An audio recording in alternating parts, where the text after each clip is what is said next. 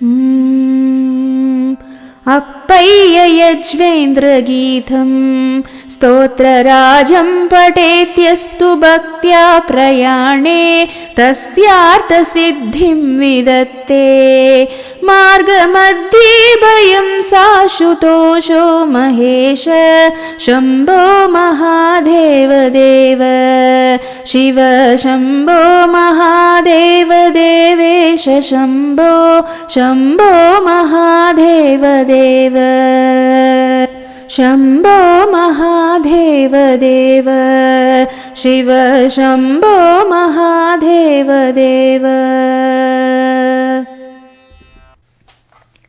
வணக்கம் அன்பர்களே, நான் உங்கள் ஸ்ரீவித்யா. இன்றைக்கு நான் தங்களோடு பகிரப்போவது சிவபுராணம் பகுதி 59. சிவபெருமானை தடுத்த கணன்.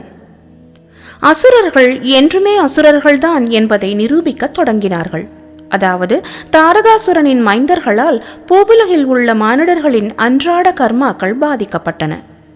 பூவுலகில் உள்ள இரும்பு பட்டணம் எவ்வேளையில் தம் மீது விழுமோ என்ற அச்சத்தில் அவரவர்களின் பணிகளை செய்ய தவறினர். மேலும் மற்ற பறக்கும் பட்டணங்களால் அனைத்து தேவர்களும் பாதிக்கப்பட்டனர்.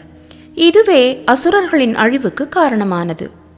ஒரு நாள் தேவி தனது தோழிகளுடன் நீராடி கொண்டிருக்கும் போது சிவபெருமான் தேவியை காண அவர் நீராடி கொண்டு இருக்கும் பகுதிக்கு சென்றார்.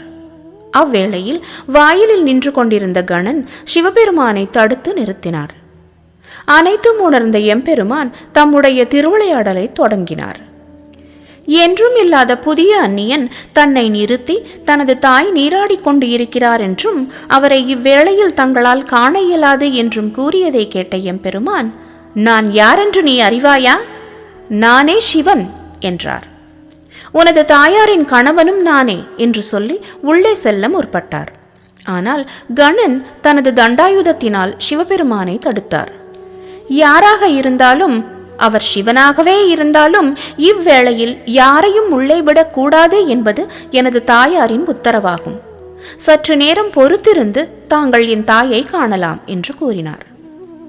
கணனின் கூற்றுகளை கேட்ட எம்பெருமானுக்கு மிகுந்த கோபம் உண்டாயிற்று. அவ்வேளையில் அங்கு இருந்த சிவகணங்களை பார்த்து, இந்த பாலகனுக்கு புரியும் வகையில் தகுந்த பாடங்களை கற்பியுங்கள் என்று கூறிவிட்டு திரும்பிச் சென்றார். எம்பெருமானின் ஆணைக்கு இணங்கி சிவகணங்கள் தண்டாயுதத்தோடு நின்று கொண்டிருந்த கணன் அருகில் சென்றனர்.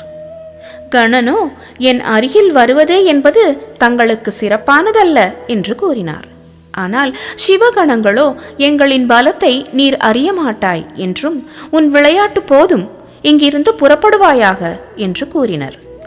சிவகணங்களின் பேச்சுகளுக்கு செவிசாய்க்காமல், பயனற்ற பேச்சுகள் வேண்டாம், என் தாயின் உத்தரவின்படி யாரையும் உள்ளே விட மாட்டேன் என்று கணன் கூறினார். இங்கு நானே காவல்காரனாவேன், எனது கடமையைத்தான் செய்கிறேன், எனவே இங்கிருந்து அனைவரும் ஓடிப்போவீர்களாக என்றார் கணன். கணனின் பேச்சுக்களை கேட்ட சிவகணங்கள், எங்களை தாக்கும் வல்லமையுடையவரா நீ என்று கூறிக்கொண்டே அவன் அருகில் சென்றனர். அவர்களின் நோக்கத்தை அறிந்து கொண்ட கணன் அவர்கள் தாக்குவதற்கு முன்பாகவே தன் தாயார் கொடுத்த தண்டாயுதத்தால் சிவகணங்களை தாக்கினார். சற்றும் எதிர்பாராத இந்த சிறிய பாலகனின் தாக்குதலை எதிர்க்க முடியாமல் என்ன செய்வது என்று புரியாமல் திகைத்தனர்.